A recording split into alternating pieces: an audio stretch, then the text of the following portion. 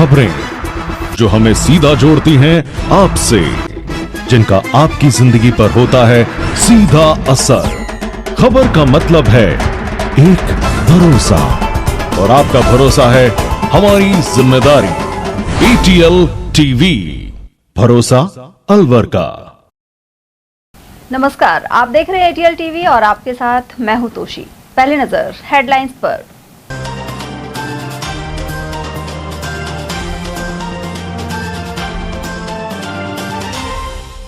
रसोई गैस को लेकर बड़ी मशक्कत और पुलिस ने एजेंसी संचालकों से जाने हालात। ईरान युद्ध के चलते एजेंसियों पर लगी कतारें।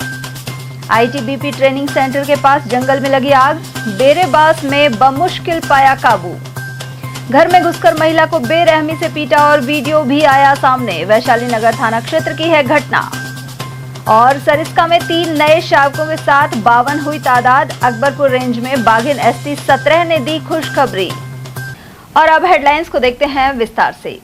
ईरान इजरायल युद्ध के मद्देनजर खासकर रसोई गैस की कमी के मुद्दे पर देश भर के साथ अलवर में भी चिंता है।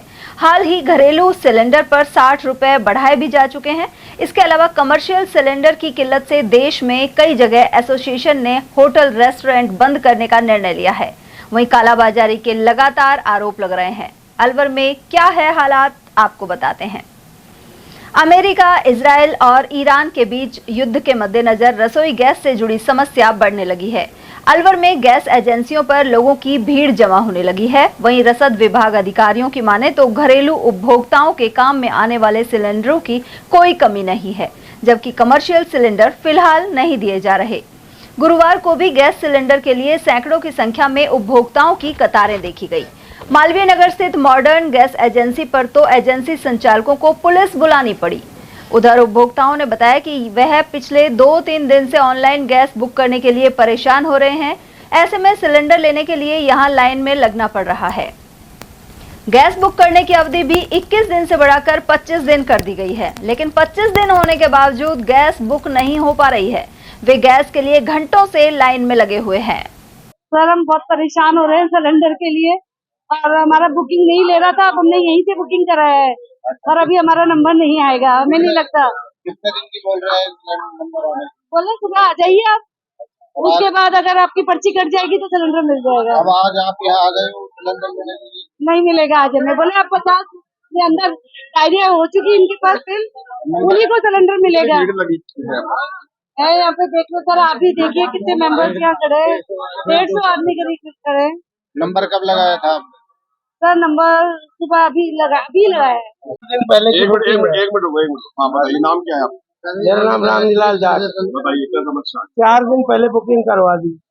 अब वो ना डायरी वहाँ पहुँच पाई, क्योंकि इतने तो बुढ़े आदमी वो नहीं है, और जो ले ली जिनको बुक कर रहे हैं बाकी डोलो में, जबकि 4 दिन पहले बुकिंग करवाया। कितनी भीड़ लगी हुई? अब ये भीड़ नहीं थी, सुबह से कोई 1:30 से। कहाँ से आए हो आप? विवेकानंद से।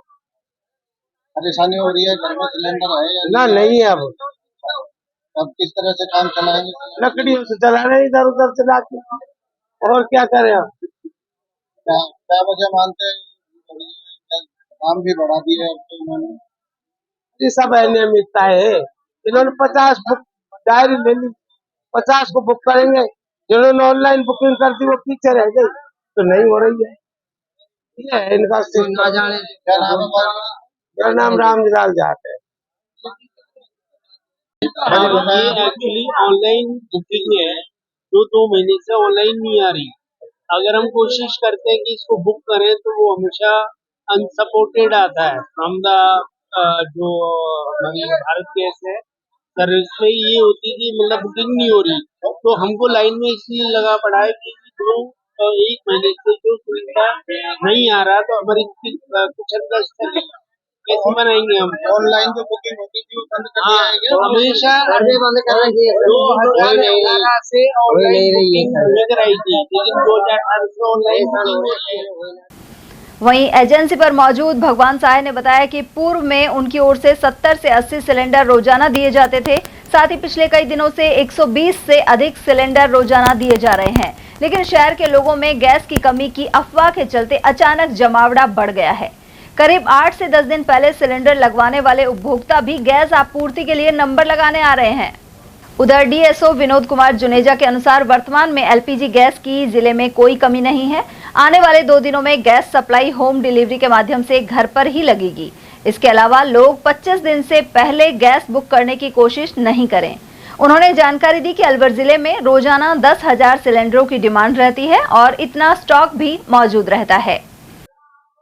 और यहाँ पे हमारी सप्लाई का कोई प्रॉब्लम नहीं है, सप्लाई बरकरार है। जितने सिलेंडर हम पहले बांटते थे उतने ही सिलेंडर अब बांट रहे हैं। पहले कितने लोग बांटते थे? पहले हम करीब 60-70 सिलेंडर बांटते थे, वो सुबह से शाम तक बढ़ते थे। और लेकिन आजकल का क्या है कि पब्लिक को पता नहीं, वो हमारे पे 60-70 की जगह 200-250 आदमी पहुंच रहे हैं सिलेंडर लेने के लिए। पता नहीं लोग पब्लिक स्टॉक कर रही है कि जाने क्या कर रही है, इसका हमको कंफर्म नहीं है। आपकी ओर से सिलेंडर हमारी तरफ से सिलेंडर बराबर दिए जा रहे हैं। हमारे पास कोई किसी का पेंडिंग नहीं है और पीछे से कोई प्रॉब्लम नहीं है, बराबर सप्लाई आ रहा है। लेकिन पब्लिक ही अपने आप में स्टॉक करना चाहती है कि पता नहीं पैसे सिलेंडर मिलेगा या नहीं मिलेगा। क्या कारण रहा है?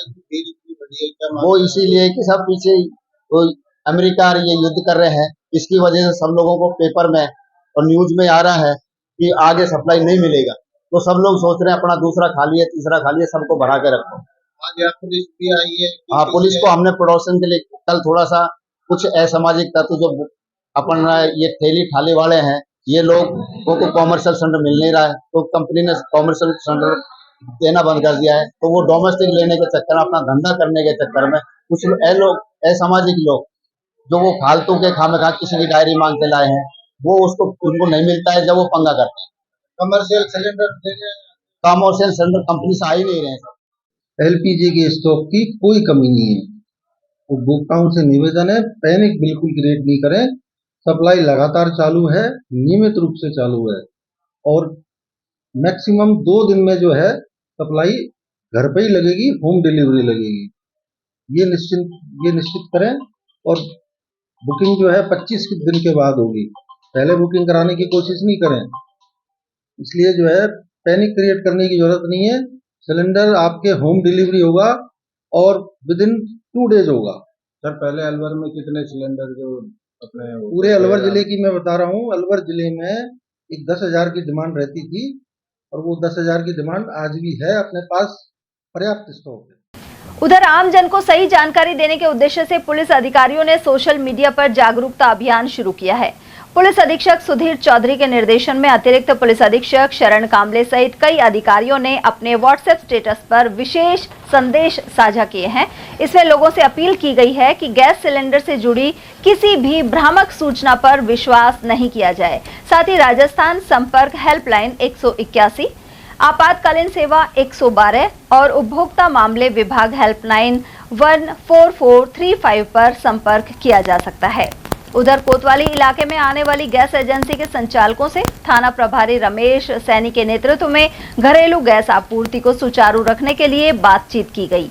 एसएचओ रमेश सैनी ने बताया कि पुलिस के उच्च अधिकारियों से मिले निर्देशों के अनुसार यह कदम उठाया गया। गैस आपूर्ति सुचारू बनाए रखने और लोगों को अफवाह से दूर रहने को लेकर वे एजेंसी संचालकों से मिले। साथ ही गैस आपूर्ति की जांच की गई और उन्हें नियमित सप्लाई चालू रखने के लिए निर्देशित किया गया। उच्च अधिकारियों के आदेश से आज थाना कोतवाली क्षेत्र में जितनी भी गैस एजेंसियाँ थी उनसे जाके हमने संपर्क किया, व्यवस्थाओं के बारे में उनसे बातचीत की और किसी प्रकार की कोई अफवाहें नहीं फैले इसके संबंध में बात की। तो सभी गैस एजेंसियों ने कहा कि पर्याप्त मात्रा में गैस है, गैस की कहीं कोई कमी नहीं है, निर्धारित प्रक्रिया के तहत गैस मिल रही है और जैसे OTP वगैरह शेयर करना, इस तरह से कहीं कोई दिक्कत नहीं। उनसे हमने बातचीत की, कोई अफवाह हो तो संपर्क करें और आमजन से भी ये अपील है कि किसी प्रकार की गैस के संबंध में कोई कमी नहीं है, पर्याप्त मात्रा में सप्लाई आ रही है। कोई दिक्कत हो तो गैस एजेंसी संपर्क करें, उनके जो मालिक मैनेजर है समस्या को समाधान करने के लिए तैयार है। कुल मिलाकर वैश्विक स्तर पर बढ़ रहे संकट का असर अलवर में भी नजर आने लगा है। गौरतलब है कि ईरान इजरायल युद्ध का असर भारत में घरेलू गैस के ग्राहकों पर सीधा पड़ने लगा है। ऐसे में उपभोक्ता कई तरह की प्रतिक्रियाएं दे रहे हैं। मालवीय नगर में मॉडर्न गैस एजेंसी के बाहर मौजूद एक ग्राहक राजेंद्र कुमार ने कहा कि मजबूरी में उन्हें 8 रुपए में सरकारी भोजनालय में खाना खाना पड़ रहा है क्योंकि घर पर गैस खत्म हो गई है। उधर महिला फूलवती ने बताया कि वे सिलेंडर लेने के लिए 2 दिन से आ रही हैं। पहले दिन उन्हें बताया गया कि साइट नहीं चल रही है। उन्होंने 18 फरवरी को बुकिंग कराई थी, लेकिन अब सिलेंडर बुक नहीं हो रहा है। उधर देवेंद्र सैनी ने कहा कि उन्होंने बुधवार को ऑनलाइन पेमेंट कर दिया था, उसके बावजूद उन्हें सिलेंडर नहीं मिला है। उनकी 3 मार्च की बुकिंग कैंसिल कर दी गई है। गैस एजेंसी संचालक प्रवीण कुमार और ओम प्रकाश के अनुसार गैस की कमी नहीं है, लेकिन जिनके पास एक सिलेंडर भरा हुआ है वे दूसरा चाह रहे हैं। ऐसे में भीड़ बढ़ रही है। भैया मेरा नाम देवेंद्र सैनी है। अच्छा। मैंने कल पेमेंट कर दिया ऑनलाइन, ये चेक कर लो चाहे। अच्छा। लेकिन अभी तक कोई सिलेंडर नहीं मिला है। और बात इनने ये कही थी कि भाई आज पेमेंट कर जा और कल तेरे को सिलेंडर मिल जाएगा, लेकिन आज जब मैं सिलेंडर लेने आया हूँ तो यहाँ पे लाइन में लगना पड़ रहा है। कल की बुकिंग करी हुई है आपकी? कल की बुकिंग करी हुई है, पेमेंट भी कल ही कर दिया। और ये भैया इनका तो कैंसिल कर दिया गया है। 3 मार्च की बुकिंग कर रखी है आप? कैंसिल कर दिया गया है। कैंसिल कर दिया? कैंसिल कर दिया गया है। अच्छा, तो अब क्या बोल रही हैं ये? अब क्या है, मुझे 8 बजे आ जाए और खुद के जानकार मिलेगा। वहाँ पे तो झगड़ा ही हो रहा है। हम तो लाइन में खड़े हैं बस यहाँ ये कुछ ब्लैक वगैरह से दे रहे हैं क्या? शायद चल भी रहा है। चल रहा है, देखो वो 2 आदमी है ना, 2 आदमी वो आराम से अपना खड़ा है और वहाँ से हटने का नाम नहीं ले रहा है। भाई मेरा नाम है राजेंद्र कुमार। क्या समस्या है? समस्या ये है कि सिलेंडर खत्म है, 2 दिन हो गए भैया, और नंबर नहीं आ रहा है हमारा। अच्छा। चक्कर काट रहे हैं और 8 रुपए में खाना खा के आ रहे हैं। अच्छा। और भैया वहाँ पर किसी रिश्तेदार ने देख लिया नहीं तो बेइज्जती हो जाएगी हमारी कि राजेंद्र पैसा वाला आदमी 8 रुपए में खाना खा के आ रहा है। कहाँ पे खा रहे हो 8 रुपए में? पिछले घर का चौराहे इंदिरा रसोई वाले। हाँ, उसमें खा रहे हैं। अच्छा, तो कितने दिन का बुक कराया आपने यहाँ पे? मुझे अब 2-3 दिन हो गए बुक कराए, नंबर आ ही नहीं रहा है। अब भी नहीं आ रहा? आज आप देख लो लाइन में लगा कितनी भीड़ पड़ रही है। मेरा 18 फरवरी का सिलेंडर था। अच्छा। नहीं लेते ये पहुंचा, मैं कल आई यहाँ जी गए, उनकी भाई बोले उसका एक्सीडेंट हो गया। मैंने कोई बात नहीं, मेरे को सिलेंडर का बोले अम्मा जी आप कल आ जाना। अच्छा।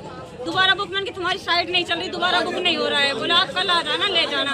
अब मैंने झगड़ा कर करूँ ने अभी मना कर दिया कि नहीं आप बुक करो, बुक हो ही नहीं रहा, मैं कैसे करूँ। अच्छा, 18 फरवरी का आपका बुक हुआ है, फिर उसको अब कैंसिल, ये तो कैंसिल हो गया है। 1 महीना हो चला लगभग आपको? हाँ कैंसिल हो गया। अब खुद ने दोबारा बुक करके मैंने झगड़ा किया है, जब दोबारा बुक करके नहीं हो पा रहे हैं। अलवर के बेरेबास स्थित आईटीबीपी ट्रेनिंग कैंप के आसपास जंगल में गुरुवार दोपहर अचानक आग लग गई। देखते ही देखते आग करीब 1 किलोमीटर के दायरे में फैल गई और कैंप के आसपास के क्षेत्र तक पहुंच गई। आग की लपटें कैंप के अंदर के हिस्से तक भी पहुंच गई, जिससे कैंप के अंदर के जंगल में भी आग लग गई। ऐसे में कुछ देर के लिए हड़कंप मच गया। सूचना मिलते ही आईटीबीपी के जवान मौके पर पहुंचे और आसपास के ग्रामीणों के साथ मिलकर आग बुझाने का प्रयास शुरू किया। जवानों और ग्रामीणों ने पानी और मिट्टी डालकर करीब 45 मिनट की कड़ी मशक्कत के बाद आग पर काफी हद तक काबू पा लिया। हालांकि कुछ स्थानों पर आग सुलगती रही, जिसे बुझाने का काम जारी रहा। वहीं बेरेबास गांव के निवासी कासम ने बताया कि दोपहर करीब 1 बजे जंगल में आग लगी और तेज हवाओं के कारण वह करीब 1 किलोमीटर क्षेत्र में फैल गई। आग कैंप के अंदर के हिस्से तक भी पहुंच गई, जिसके बाद आईटीबीपी के जवान भी बाहर आए और ग्रामीणों के साथ मिलकर आग बुझाने में जुट गए। आखिरकार आग पर काबू पा लिया गया। अलवर के वैशाली नगर थाना क्षेत्र में पड़ोसियों द्वारा घर में घुसकर महिला से मारपीट करने का मामला सामने आया है। घटना का वीडियो भी सामने आया है, जिसमें एक महिला और 2 पुरुष सहित करीब 4 लोग मारपीट करते दिखाई दे रहे हैं। मारपीट के बाद आरोपी महिला को सड़क पर बेहोशी की हालत में छोड़कर मौके से फरार हो गए। घायल महिला को अलवर के सरकारी अस्पताल में भर्ती कराया गया है। घटना बुधवार शाम की बताई जा रही है। घायल महिला नर्मदा की पुत्रवधू कोमल ने बताया कि उनके घर के सामने रहने वाले कुछ लोग जबरन घर में घुस आए और अपने पालतू श्वान को साथ लाकर गाली गलौज करते हुए मारपीट शुरू कर दी। विरोध करने पर आरोपियों ने नर्मदा और उनके नवासे निशांत के साथ भी मारपीट की। इसके बाद नर्मदा को घर से घसीटते हुए बाहर सड़क पर ले जाकर पीटा और बेहोशी की हालत में छोड़कर चले गए। पीड़ित परिवार का कहना है कि पड़ोसियों से करीब 1 साल से कहासुनी चल रही है और पहले भी मारपीट हो चुकी है। घटना के बाद पुलिस को सूचना दी गई, लेकिन परिवार का आरोप है कि मौके पर पहुंची पुलिस ने तत्काल कोई कार्रवाई नहीं की। फिलहाल नर्मदा का सरकारी अस्पताल के महिला मेडिकल वार्ड में इलाज जारी है। साथ ही पीड़ित परिवार ने आरोपियों के खिलाफ थाने में शिकायत दे दी है। अलवर के सरिस्का बाग परियोजना से बड़ी खुशखबरी सामने आई है। अकबरपुर रेंज में बागिन ST-17 ने 3 शावकों को जन्म दिया है। यह दृश्य वन विभाग के कैमरा ट्रैप में कैद हुआ, जिसमें बागिन अपने तीनों शावकों के साथ जंगल में स्वच्छंद विचरण करती हुई नजर आई। कैमरा ट्रैप में कैद वीडियो में शावक अठखेलियां करते हुए दिखाई दे रहे हैं। ऐसे में वन प्रेमियों और वन विभाग के कर्मचारियों में खुशी की लहर दौड़ गई। गौरतलब है कि वर्ष 2004 में सरिस्का परियोजना बाघों से विहीन हो गई थी। वहीं अब बाघों की संख्या तेजी से बढ़ रही है और बाघों का कुनबा बढ़कर 52 तक पहुंच गया है। इससे पहले भी इस बाघिन ने 2 शावकों को जन्म दिया था। रेंजर हेमेंद्र सिंह ने बताया कि क्षेत्र में निगरानी बढ़ा दी गई है और अतिरिक्त कैमरे भी लगाए गए हैं। अलवर शहर के नयाबास इलाके में प्रेम प्रसंग के चलते एक युवक द्वारा फांसी लगाकर आत्महत्या का मामला सामने आया है। बताया जा रहा है कि युवक ने आत्महत्या करने से पहले अपनी प्रेमिका को वीडियो कॉल कर अपनी परेशानी और आत्महत्या का कारण भी बताया था। जानकारी के अनुसार रामगढ़ के केशव नगर निवासी 23 वर्षीय देवेंद्र मेघवाल मूर्ति सप्लाई का काम करता था। उसका एक युवती के साथ काफी समय से प्रेम प्रसंग चल रहा था। बताया जा रहा है कि देवेंद्र 2 दिन पहले ही रामगढ़ से अलवर के नयाबास क्षेत्र में अपने जीजा के किराए के कमरे पर आकर रुका हुआ था। बुधवार को उसका जीजा मनोज कुमार किसी काम से रामगढ़ चला गया। इसी दौरान देवेंद्र मेघवाल ने किराए के मकान की 3री मंजिल पर बने कमरे में फंदा लगाकर आत्महत्या कर ली। घटना की जानकारी मिलने पर आसपास के लोगों ने पुलिस को सूचना दी। अरावली विहार थाना पुलिस ने शव को नीचे उतरवाकर जिला अस्पताल की मोर्चरी में रखवाया। पुलिस ने मामला दर्ज कर लिया है और पूरे घटनाक्रम की जांच शुरू कर दी है।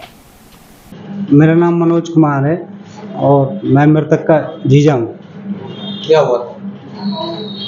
कल सर फोन वगैरह किया था इसने हमारे पास, तो इन्होंने बताया कुछ ऐसे ही कच्ची बातें कर रहा था। ये क्या बता रहा था? ऐसे ही बता रहा था कि मतलब आप मेरे दुख को नहीं समझ सकते, या परेशान सा लग रहा था। तो उसके बाद में हम लोग यहाँ आए अलवर, और जैसा उसने बताया था, जो उसने पता दिया था हमें, वो तो हमें मिला नहीं। उसके बाद हम अपने कमरे पे गए और कमरे पे जाने के बाद देखा कि वो फांसी से लटका हुआ। कमरा कहाँ पर है? नयाबास चौराहा। क्या करते थे आप? मैं पढ़ाई करता हूँ। इसका क्या नाम है साले का? देवेंद्र मेघवाल। यहाँ क्या काम करता था? यहाँ तो अभी आया हुआ था 2-3 दिन से, लेकिन वो घर पे ही मूर्ति सप्लाई वगैरह का या कोई भी मजदूरी का काम जो भी करता। अच्छा, प्रेम प्रसंग का क्या मामला है इनका? प्रेम प्रसंग का मामला साहब बताया था इसने 1-2 बार हमें, लेकिन हमें ये नहीं पता था कि इस लेवल तक चला जाए। लास्ट वीडियो कॉल किसकी आई थी? लास्ट कॉल या वीडियो कॉल, वो अब उसमें नाम तो सेव नहीं था, इमोजी वगैरह लगा हुआ था। अब कौन था कौन नहीं। टहला पुलिस थाना अंतर्गत पुलिस चौकी गोला कबास में तैनात कांस्टेबल रामप्रकाश को 10,000 की रिश्वत लेते एसीबी ने रंगे हाथों पकड़ा है। दौसा एसीबी के अधिकारी रविंद्र सिंह ने बताया कि परिवादी ने 6 मार्च को अपने माता पिता और छोटे भाई के खिलाफ टहला थाने में मुकदमा दर्ज करवाया था। इसके बाद दोनों पक्षों में राजीनामा हो गया था। आरोप है कि राजीनामे को पत्रावली पर लाने के लिए परिवादी से 15,000 रुपए लेने की बात तय हुई थी। एसीबी टीम द्वारा सत्यापन कर हेड कांस्टेबल रामप्रकाश को 10,000 रुपए लेते हुए रंगे हाथों गिरफ्तार कर लिया गया। अलवर में बालिकाओं को आत्मनिर्भर और सुरक्षित बनाने के उद्देश्य से कालीबाई यूनिट आत्मरक्षा का प्रशिक्षण दे रही है। इसी क्रम में गुरुवार दोपहर शहर के पॉलिटेक्निक कॉलेज में छात्राओं को आत्मरक्षा के तरीके सिखाए गए। इस दौरान महिला पुलिसकर्मियों ने छात्राओं को उदाहरण देकर समझाया कि असामाजिक युवक द्वारा परेशान करने की स्थिति में कैसे खुद को छुड़ाया जा सकता है। कालीबाई यूनिट की थानाधिकारी कांता ने छात्राओं को संबोधित किया। साथ ही छात्राओं को नए कानून, महिला सुरक्षा से जुड़े हेल्पलाइन नंबर और पुलिस के राजकोप सिटीजन ऐप के बारे में भी जानकारी दी। उन्होंने बताया कि महिला दिवस के अवसर पर 1 से 15 मार्च तक सुरक्षा सखी संवाद पखवाड़ा चलाया जा रहा है और पुलिस मुख्यालय द्वारा महिलाओं को सुरक्षित वातावरण देने के लिए और महिलाओं का आत्मसम्मान बढ़ाने के लिए अंतर्राष्ट्रीय महिला दिवस पर 1 मार्च से 15 मार्च तक सुरक्षा सखी संवाद पखवाड़ा चलाया गया है, जिसमें हम उच्च अधिकारियों के श्रीमान एसपी साहब के निर्देशानुसार महिलाओं को, सुरक्षा सखियों को थाने पर बुलाकर है वो मीटिंग ली गई है, जिनको नए कानून और हेल्पलाइन नंबर तथा आत्मरक्षा का प्रशिक्षण दिया गया है, तथा हम अलग अलग स्कूलों में जाकर भी इसके बारे में बच्चों को और विभिन्न संस्थानों में जाकर भी नए कानूनों के बारे में और हेल्पलाइन नंबर के बारे में, आजकल एक ऐप राजकोप सिटीजन ऐप चला है, उसके बारे में हम जानकारी दे रहे हैं, जिससे महिलाएं इन कानून को समझें और अपनी मतलब कोई भी समस्या में जैसे कोई उत्पीड़न हो रहा है उससे अपना बचाव करें। इन कानून की जानकारी होगी तो निश्चित रूप से ये अपने आसपास के पड़ोस में भी बताएगी, अपनी सहेलियों को बताएगी, अगल बगल में कोई महिलाएं हैं जो उनको इन कानून का पता नहीं है उनको बताएगी, तो उनको इन नए कानूनों का लाभ मिलेगा। यही उद्देश्य है कि ज़्यादा से ज़्यादा सुरक्षा सखियों को प्रशिक्षित कर रहे हैं हम, ताकि वे अपने अड़ोस पड़ोस में जाकर कानून की जानकारी दें। सर, कॉलेज के स्टाफ वगैरह ने बताया और कई हमें वैसे भी जानकारी, हम जब जैसे जाते हैं मीटिंग वगैरह के लिए तो हमें मिलती है जानकारी, उसके हिसाब से हमने मैडम को ये सूचना दी, SHO मैडम को। उनके कहने से तुरंत प्रभाव से 10-90 गाड़ी यहाँ घूमने लग गई और अलवर में भी और भी जगह जहाँ जहाँ हमें शिकायत मिली है वहाँ मैडम को हमने बताया, वहाँ सभी जगह मैडम ने तुरंत प्रभाव से गाड़ी घुमाई है। क्या नाम है आपका, क्या दायित्व है? मेरा नाम मोना वर्मा है, मैं यातायात थाने से लॉ काउंसलर, महिला सुरक्षा केंद्र लॉ काउंसलर। अनुसूचित जाति वित्त एवं विकास आयोग के अध्यक्ष राजेंद्र कुमार नायक 2 दिवसीय दौरे पर अलवर पहुंचे। उन्होंने विभिन्न विभागों की योजनाओं की समीक्षा की और अधिकारियों को आवश्यक दिशा निर्देश दिए। दौरे के पहले दिन सर्किट हाउस में आयोजित बैठक में आयोग अध्यक्ष नायक ने अधिकारियों के साथ संयुक्त समीक्षा बैठक की। इस दौरान उद्योग महाप्रबंधक और RSLDC के प्रबंधक सहित अन्य संबंधित विभागों के अधिकारी मौजूद रहे। यहाँ अनुसूचित जाति वर्ग के लिए संचालित योजनाओं, रोजगार सृजन और कौशल विकास कार्यक्रमों की प्रगति पर चर्चा की गई। इसके अलावा नगर निगम के सफाई कर्मचारियों से जुड़े मुद्दों को लेकर भी अधिकारियों के साथ अलग से बैठक आयोजित की जाएगी। दौरे के दूसरे दिन 13 मार्च को सुबह 11 बजे आयोग अध्यक्ष, जिला कलेक्टर और पुलिस अधीक्षक के साथ समीक्षा बैठक करेंगे। देखिए, जैसे कि आप जानते हैं, मैं अध्यक्ष हूँ राजस्थान राज्य अनुसूचित जाति वित्त और विकास आयोग का। तो उसके तहत कई योजनाएं हैं और ये योजनाएं सिर्फ बनाने से ही काम नहीं चलता, उनका धरातल पर क्रियान्वयन होना। तो आज मैंने अपने इन अधिकारियों से, तीनों अधिकारियों से, डिस्ट्रिक्ट इंडस्ट्री ऑफिसर से भी, अनुजा निगम से भी और दक्षता कौशल, इनके कार्यों की मैंने डिटेल में समीक्षा की है।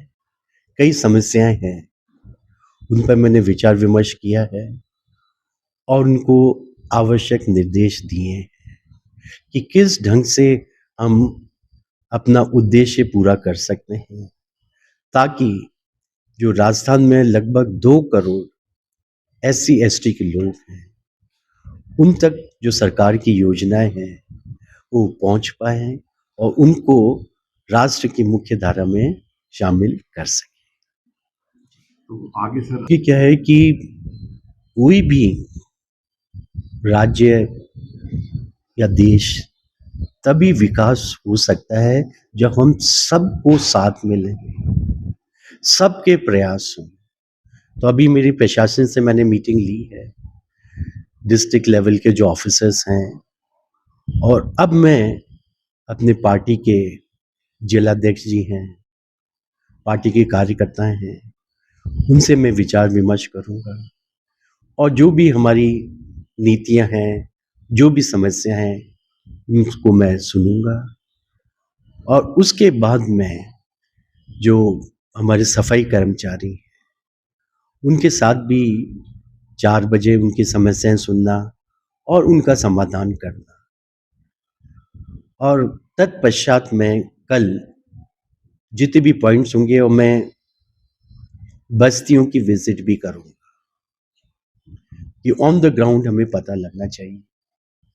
तो ये सारी चीज़ें मैं यहाँ के अलवर की सारी चीज़ें देख करके कलेक्टर और SP से और डिटेल में फिर मैं मीडिया से भी रूबरू होऊंगा तो सभी का साथ, मैं पब्लिक के कांटेक्ट में भी रहूँगा, प्रशासन की भी रहूँगा, और मेरे पार्टी के महानुभाव हैं उन सब से मिलकर हम चर्चा करके हम प्रयास कर रहे हैं कि राजस्थान भी हमारा विकसित राजस्थान बन सके। अलवर शहर में एसएमटी सर्कल के पास दिन दहाड़े चोरी की कोशिश का मामला सामने आया है। एक युवक दुकान का ताला तोड़कर चोरी करने की कोशिश कर रहा था। इसी दौरान आसपास के लोगों ने उसे पकड़ लिया और दुकान मालिक को सूचना दी।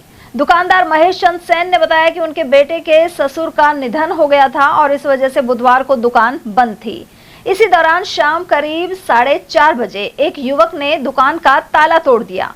पड़ोस में रहने वाले व्यक्ति और आसपास के लोगों ने उसे मौके पर ही पकड़ लिया। इसके बाद दुकान मालिक महेश चंद सेन मौके पर पहुंचे और कोतवाली थाना पुलिस को खबर दी।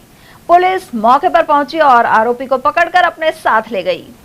अंदर ये कलेक्टर साहब का यहाँ के रूम, अच्छा, तो वहाँ से मेरे को अब दिया पड़ोसी ने। अच्छा, आगे भाई साहब आपका ताला तोड़ दिया। जब मैं भाग के आया हूँ, अच्छा, जब आपने ये भाई साहब पुलिस वाला है जी, वो पकड़ के ले गया। मैंने कहीं होगा नहीं होगा, आप कहाँ हो? मैंने कि मैं अंदर हो। किस चीज़ की दुकान है आपकी? ये शेप कटिंग की है। अच्छा। बच्चा करे। क्या नाम है आपका? मेरा नाम महेश चंद्र। सूचना किसने दी आपको? मेरे को दिया, ये पड़ोसी ने पुकारा है जब जार के भाग का आयु। अच्छा, तो और एक बार रिक्शे वालों गए मेरे के अंदर। अच्छा, लालो जी, तो इसको पकड़ लिया आपने?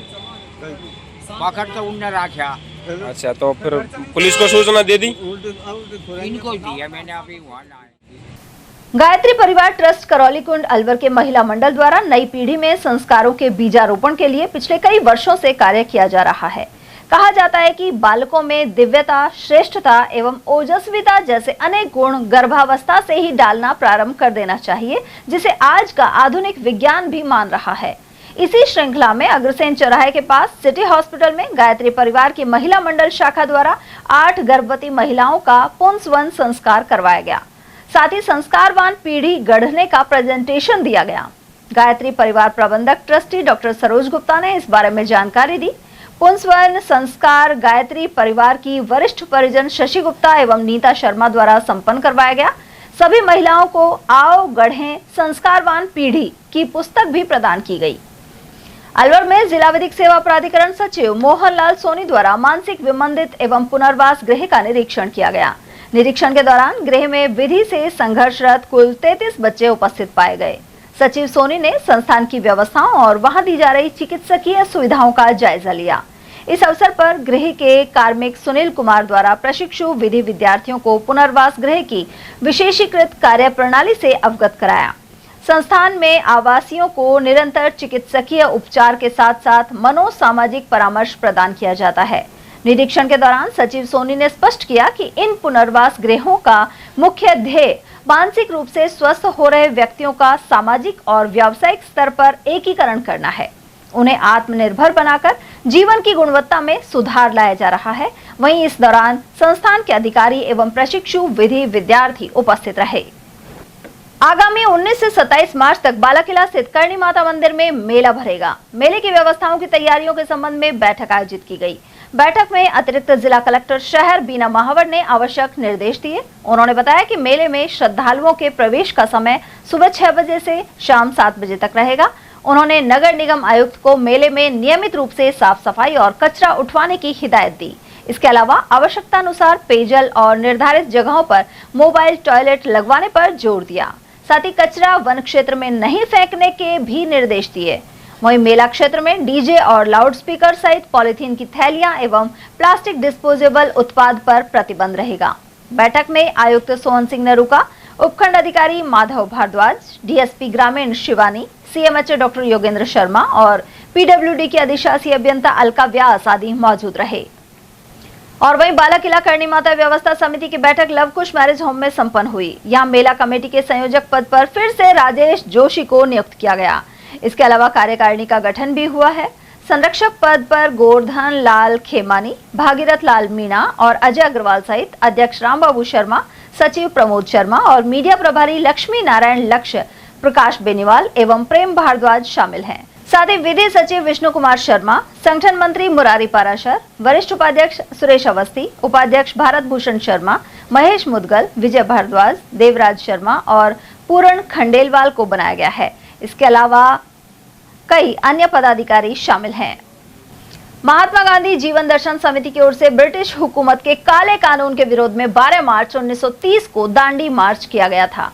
समिति के जिला संयोजक हिमांशु शर्मा के नेतृत्व में गुरुवार को प्रतीकात्मक दांडी मार्च आयोजित हुआ।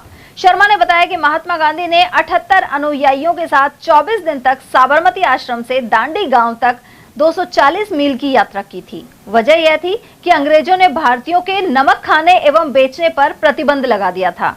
ऐसे में दांडी गांव में उन्होंने एक मुट्ठी नमक उठाकर नमक टैक्स की सविनय अवज्ञा की थी। की ओर से आज दांडी यात्रा निकाली गई, जिसमें महात्मा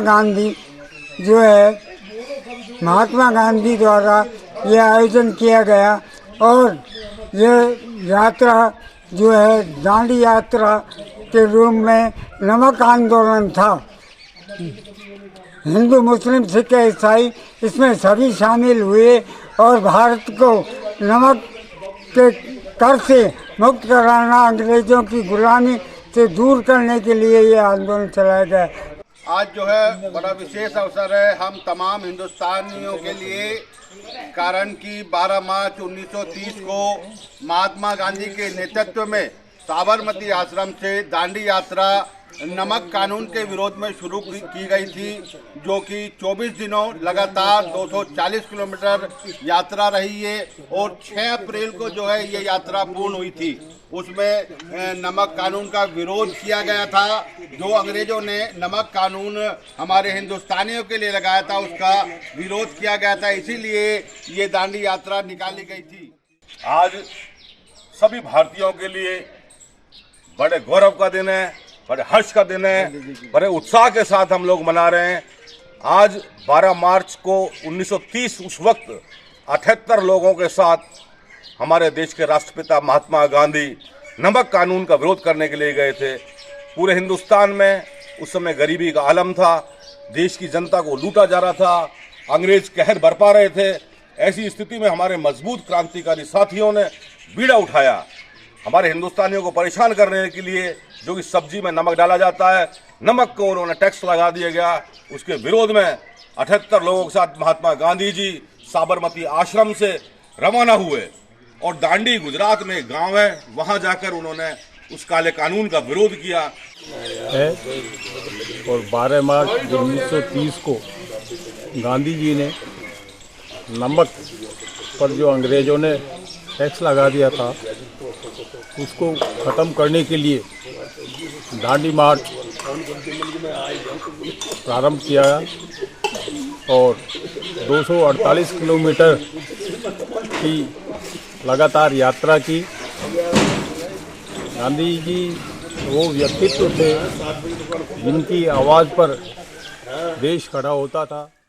उधर इस अवसर पर भारत माता की जय एवं वंदे मातरम के नारे लगाए गए। वहीं पूर्व उपखंड अधिकारी रामलाल मीणा, मनोज शर्मा, केजी गुप्ता, गौरव अरोड़ा, ओम प्रकाश अरोड़ा, सत्यनारायण सोमवंशी और राजीव शर्मा आदि उपस्थित रहे। और वहीं राजर्षि अभय समाज के विशाल रंगमंच पर 26 मार्च को रामनवमी के पावन अवसर पर राम रूप सज्जा प्रतियोगिता होगी। संस्था के महामंत्री राजेंद्र प्रसाद शर्मा के अनुसार यह प्रतियोगिता 3 वर्गों में आयोजित होगी। वहीं इसके लिए संस्था के कार्यालय से आवेदन प्राप्त किए जा सकते हैं। इस प्रतियोगिता का उद्देश्य नई पीढ़ी को संस्कार युक्त बनाना है। खबरें अभी और भी हैं, लेकिन फिलहाल वक्त एक छोटे से ब्रेक का। फौरन लौटेंगे। आप बने रहिए हमारे साथ और देखते रहिए ATL TV. Om Aditya public senior secondary school Alwar में बेस्ट फैकल्टी के साथ सर्वश्रेष्ठ बोर्ड परीक्षा परिणाम। स्कूल फीस में ही फाउंडेशन, कक्षा 9th 10th प्री फाउंडेशन, कक्षा 11th 12th विज्ञान वर्ग, वाणिज्य वर्ग, कला वर्ग, हिंदी एवं अंग्रेजी माध्यम। विद्यालय में मेधावी विद्यार्थी प्राची राठौड़, अंकित कुमार, गार्गी सैनी, कमल प्रजापत, बलराज वर्मा, गौरी और वैशाली ने बोर्ड परीक्षा में 97% अंक लाकर संस्था का सम्मान बढ़ाया और संस्था के द्वारा प्रत्येक विद्यार्थी को 21,000 रुपए का चेक प्रदान किया। हमारी संस्थाएं कक्षा नर्सरी से 8वीं तक के विद्यार्थियों को बुक्स, नोटबुक्स, बैग्स, डायरीज, आई कार्ड निःशुल्क दे रही हैं। कक्षा 9वीं से 12वीं तक के विद्यार्थियों को bag, dress, jacket, I card निःशुल्क दे रही हैं। हमारी संस्थाएं Om Aditya public senior secondary school, Lajpat Nagar, Ambedkar circle के पास, Alwar. Delhi academy senior secondary school, 84, Subhash Nagar, NEB Agrasen circle के पास, अलवर। आदित्य एकेडमी तिजारा फाटक पुल के पास, Alwar. Contact number 9829107651 and 9116913576। Aditya की परंपरा, सेवा, संस्कार और समर्पण। फर्नीचर का 32 साल पुराना जाना माना नाम राहुल डेकोर। यहाँ आपकी लाडली बिटिया के लिए अथवा अपने घर के लिए सभी प्रकार का सागवान का फर्नीचर उपलब्ध है।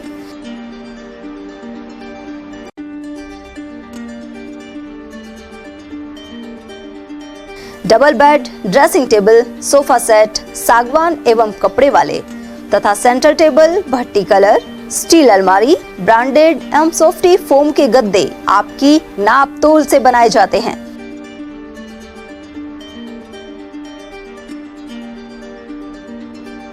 सभी सामान एक ही छत के नीचे उपलब्ध। हमारा पता है अलवर बोर्ड, जैसवंत तिराहे से पहले, Kati Ghati, Alwar. Contact number 9414019769 and 9414019768। Break के बाद एक बार फिर आप सभी का स्वागत है। अलवर शहर के गायत्री मंदिर रोड पर नाले में पॉलिथीन आदि डाले जाने से बहाव बाधित हो चुका है। ऐसे में नालियों का गंदा पानी दुकान के आगे सड़क पर जमा हो गया। नगर निगम आयुक्त सोहन सिंह नरूका ने सूचना मिलने पर मौके पर सफाई कर्मी भेजे। सफाई के दौरान कर्मियों को भारी परेशानी का सामना करना पड़ा। उन्होंने बताया कि नाले पर पक्का पटाव करने और लेंटर डालने से ढंग से सफाई नहीं हो पा रही है। उधर शेखर सैनी, विजेंद्र सैन, रिंकू कुमार, विष्णु सैनी, प्रभुदयाल यादव, राजेंद्र सिंह, जितेंद्र सैनी और पप्पू मीणा आदि ने भी समस्या की जानकारी दी। वहीं नालों की सफाई नियमित करवाने और नाले में पॉलिथीन एवं दुकान का सामान डालने वालों पर जुर्माने की मांग उठाई गई। उधर आयुक्त नरूका ने बताया कि रात्रि को भी ऑटो टिपर चलाए जाते हैं एवं दुकानदारों को इनमें कचरा डालना चाहिए। सामने पानी तो भरा पड़ा है, इस रास्ते दुकान में घुसने में परेशानी हो रही है।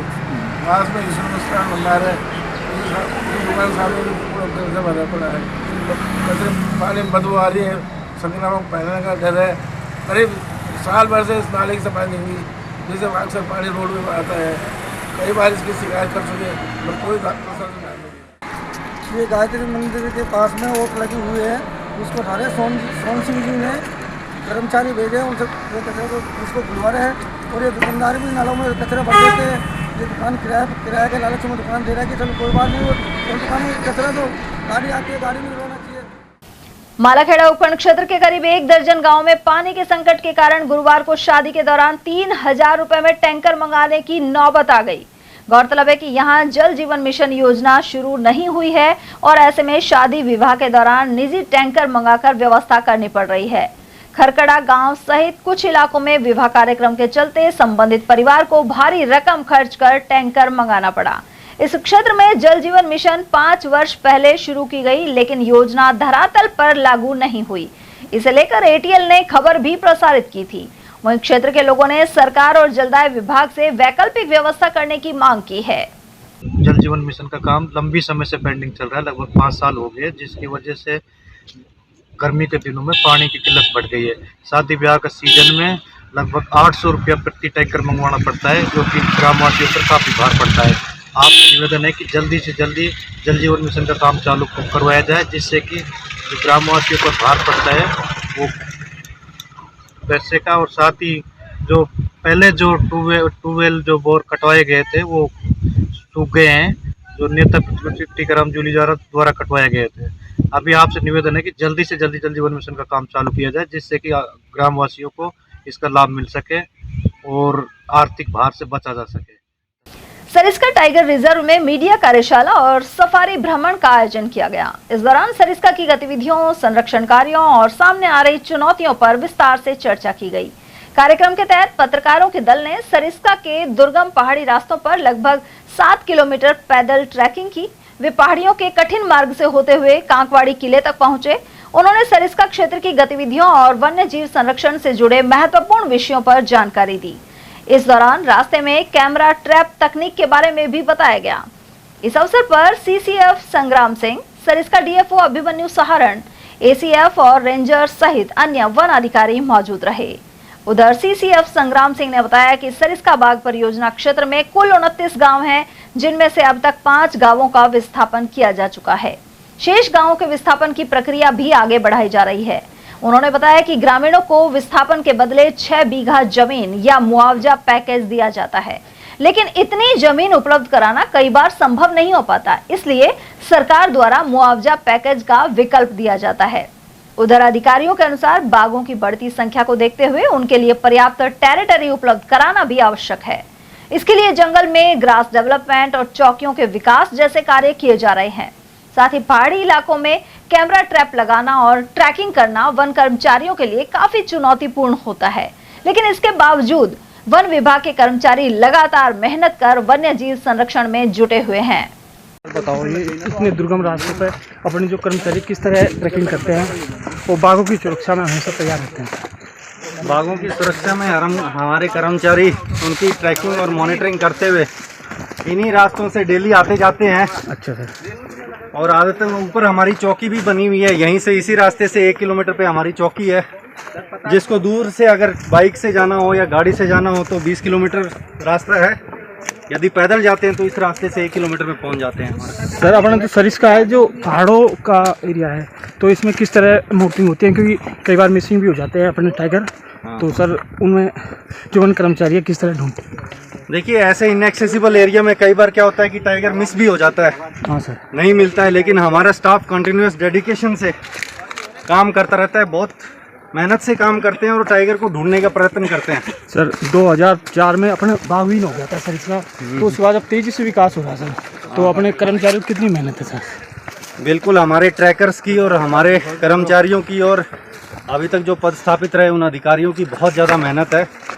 0 से 50 टाइगर लाना बिल्कुल कोई छोटा खेल नहीं है, बहुत मेहनत का काम है। और 20 साल के इस अंतराल में जो 50 टाइगर हुए हैं, इसका श्रेय सरकार से लेके निचले तबके तक सभी कर्मचारियों को जाता है। सर, अपने 50 के करीब टाइगर हो गए, अब उनका जैसे एरिया टेरिटरी बढ़ जाए तो सर अपना सरिस्का जंगल और भी कितना बढ़ सकता है? बिल्कुल बिल्कुल, उसके लिए भी हम बफर एरिया को बढ़ाने का प्रयत्न कर रहे हैं और आने वाले समय में हो सकता है 600 से 700 स्क्वायर किलोमीटर बफर एरिया हम बढ़ा सकें। सर, 50 के करीब अपनी संख्या हो गई है बाघों की, तो और भी कितनी बढ़ने की संभावना है सर? देखिए, अभी भी जो बाघों की संख्या है जो थ्योरेटिकली हमारी कैरिंग कैपेसिटी से ज़्यादा ही है।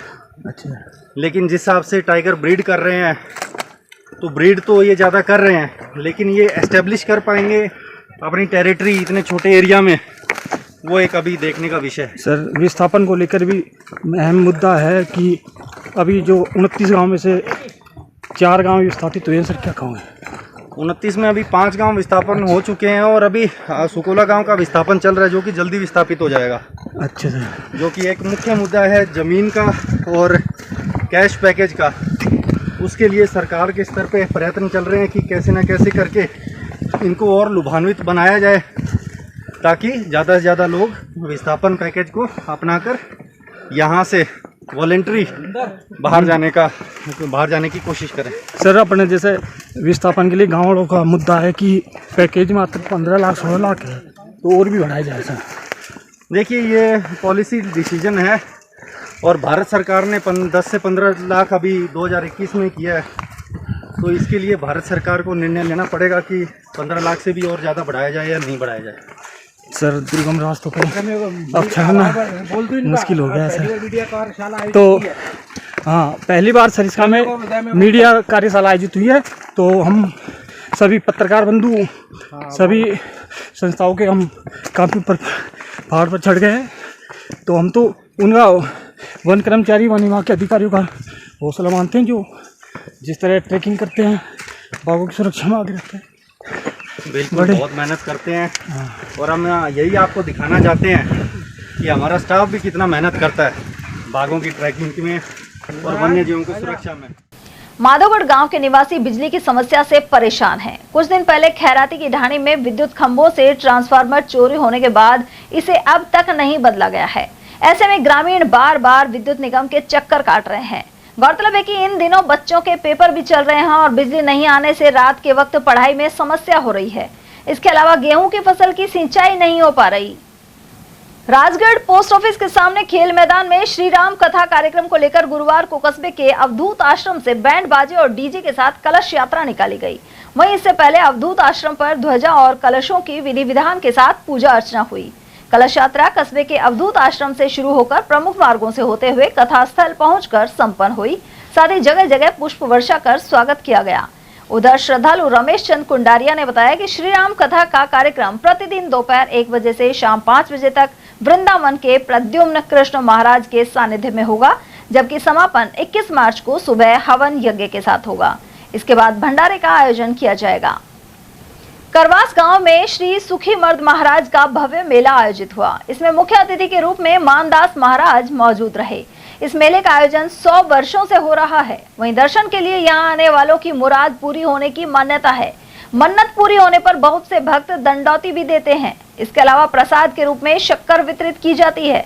इस मौके पर विशाल भंडारा हुआ और कलाकार प्रकाश ने भजन प्रस्तुत किए। इसके अलावा मीणा समाज की तरफ से पानी की बोरिंग की व्यवस्था के साथ ही हरफुल जाट की तरफ से सड़क निर्माण करवाया गया है।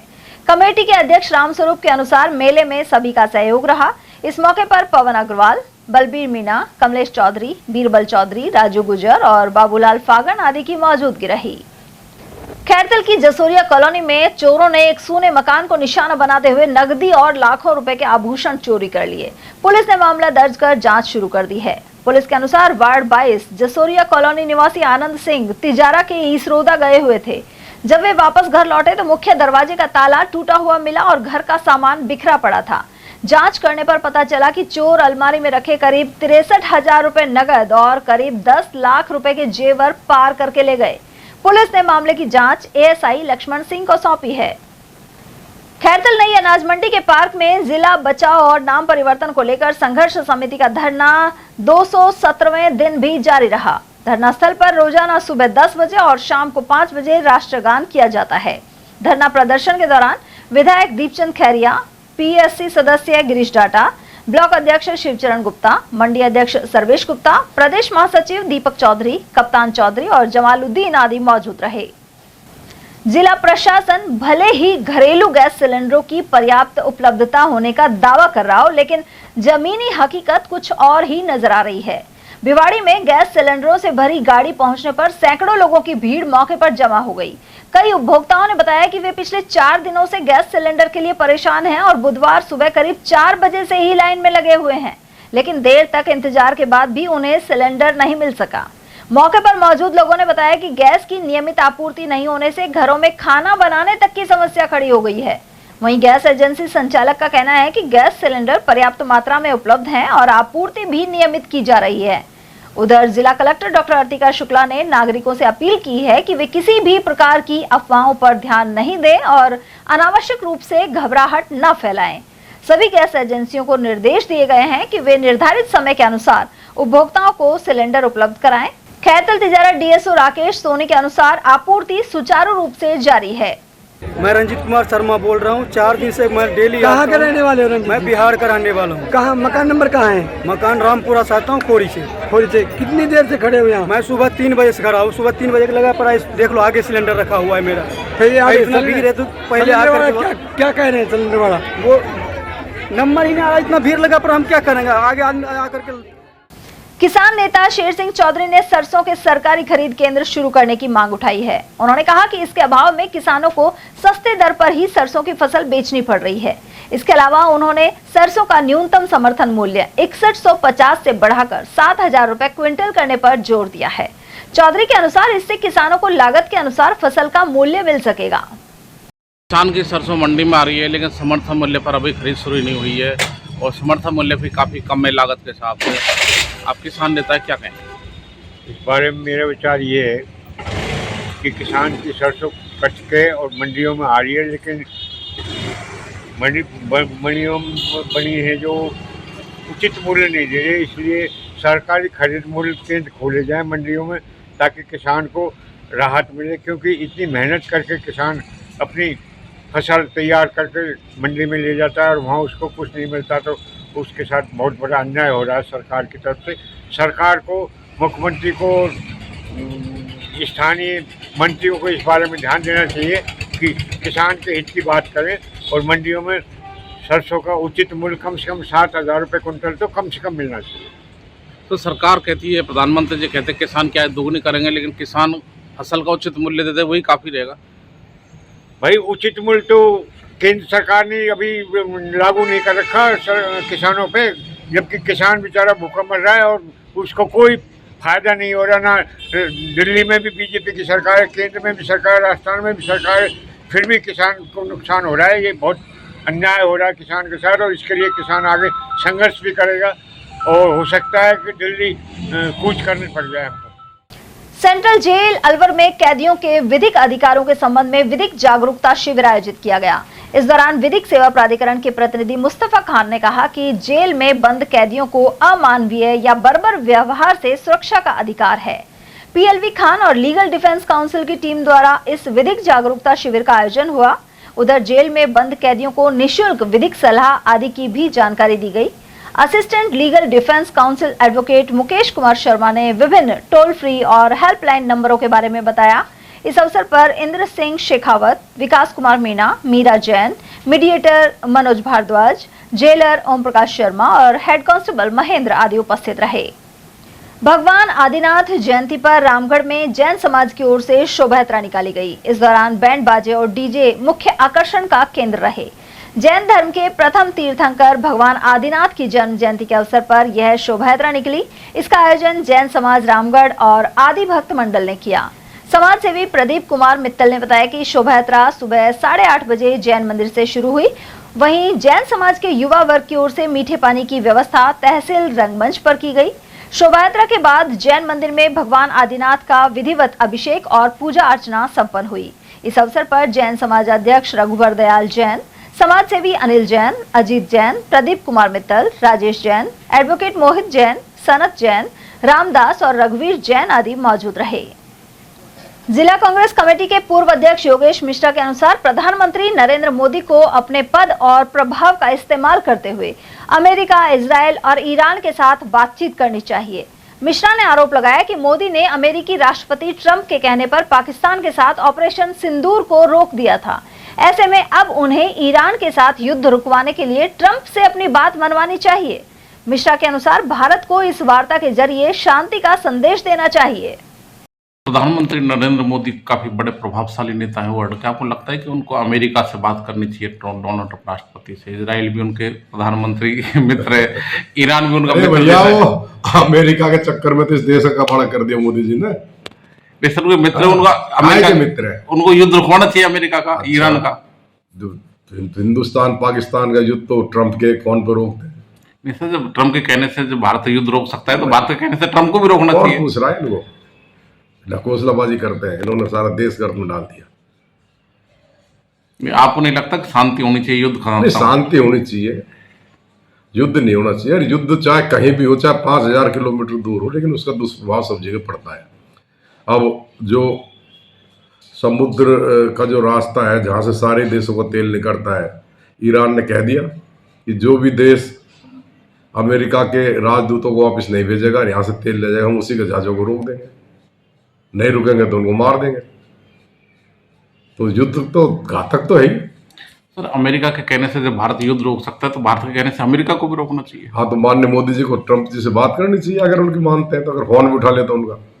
सर, इजराइल के प्रधानमंत्री मित्र उनके देश इन्होंने इन्हें बिठा दिया भैया। 12 साल में कबाड़ा कर दिया इस देश का।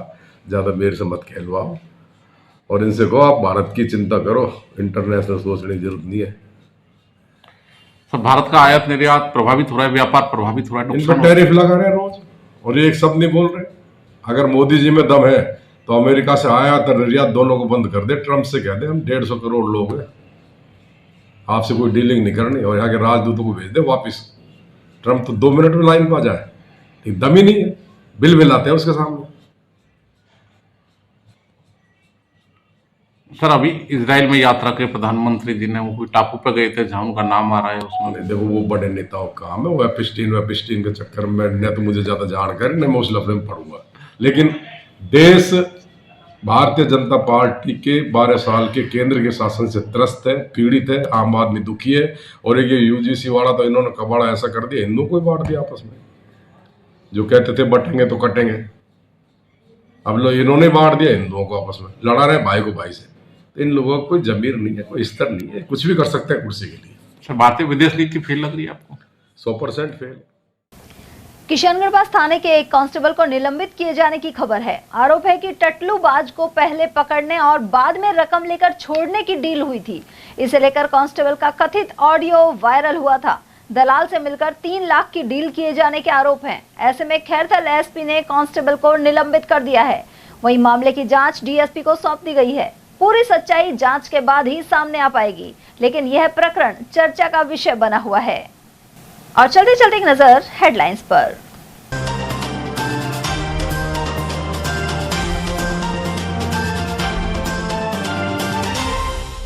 रसोई गैस को लेकर बड़ी मशक्कत और पुलिस ने एजेंसी संचालकों से जाने हालात। ईरान युद्ध के चलते एजेंसियों पर लगी कतारें। आईटीबीपी ट्रेनिंग सेंटर के पास जंगल में लगी आग। बेरेबास में बमुश्किल पाया काबू। घर में घुसकर महिला को बेरहमी से पीटा और वीडियो भी आया सामने। वैशाली नगर थाना क्षेत्र की है घटना। और सरिस्का में 3 नए शावकों के साथ 52 हुई तादाद। अकबरपुर रेंज में बाघिन एसटी 17 ने दी खुशखबरी। एटीएल न्यूज में आज के लिए इतना ही। ताजा जानकारियों के लिए बने रहिए हमारे साथ। नमस्कार।